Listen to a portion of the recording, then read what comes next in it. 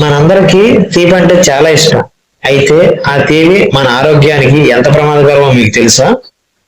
Smart phone కంటే ఈ రోజు పిల్లలు పెద్దలు చక్కెరకి బానిసలు అవుతున్నారు.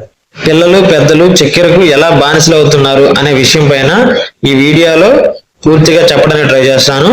ముందుగా మన తెలుగు ఏఎఫ్ఎక్స్ ఛానల్ కు విజిట్ చేసినందుకు ధన్యవాదాలు. ఇప్పుడు దాకా మన ఛానల్ సబ్స్క్రైబ్ చేయకపోతే వెంటనే సబ్స్క్రైబ్ చేయండి. అలాగే ఈ వీడియోని లైక్ చేసి షేర్ చేయండి. ఇప్పుడు మనం వీడియోలోకి వెళ్ళిపోదాం. బానిసత్వం ఎలా మొదలవుతుంది? మనకు తెలియకుండానే రోజు తింటున్న పానీయాలు, స్వీట్స్, ఫాస్ట్ ఫుడ్స్ లో చక్కెర మితిమీరిగా వాడుతున్నారు. సాధారణంగా కాఫీ, టీలు మాత్రమే కాదు, అనేక ఆహార పదార్థాల్లో కూడా చక్కెర దాగి ఉంటుంది. దీనివల్ల మనం మెదడు ఎక్కువగా పనిచేయడం మానేస్తుంది. దానివల్ల మనం ఎక్కువగా తీపిని కోరుకుంటూ ఉంటుంది మన మెదడు అనేది. 100 ఏళ్ల క్రితం నుండి ఇవాటి వరకు మన మిఠాయిలను ఎలా మారుస్తున్నాం? ఒకప్పుడు మన బామ్మలు, తాతయ్యలు తినే మిఠాయిలు రుచి, ఆరోగ్యం గురించి చెప్పుకోవాల్సిన అవసరం ఉంది. ఇప్పుడు మార్కెట్లో అన్ని రకాల తక్కువ రకమైన చక్కెర, ఆరోగ్యకరమైన చక్కెర వాడడం లేదు. పురాతన కాలంలో మన వాళ్ళు ప్రకృతి సిద్ధమైన పంటలు, పంచదార, తేనె వంటివి మాత్రమే వాడుతున్నారు. ప్రతి మిఠాయిని ఇంట్లో తయారు చేసేవారు. స్వచ్ఛమైన పదార్థాలతోనే ఆరోగ్యకరమైన తీపిని ఆస్వాదించేవారు. మారుతున్న తీయదనం, ప్రస్తుతం ఏం వాడుతున్నాం?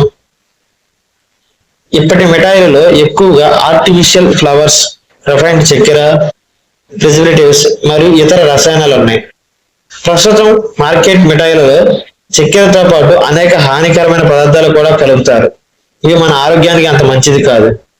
చక్కెర మితిమీరి వాడడం వల్ల బరువు పెరగడం, మధుమేహం, గుండె జబ్బులు ఇవన్నీ ఎక్కువగా రావడం జరుగుతుంది.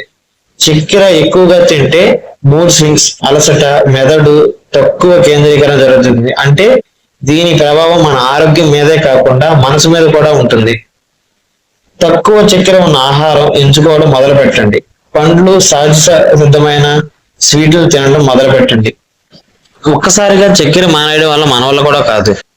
అందుకనే ప్రతిరోజు తీసుకునే ఆహారంలో కొంత మేరకు చక్కెర ఉన్న ఐటమ్స్ కొంచెం దూరంగా ఉంచండి.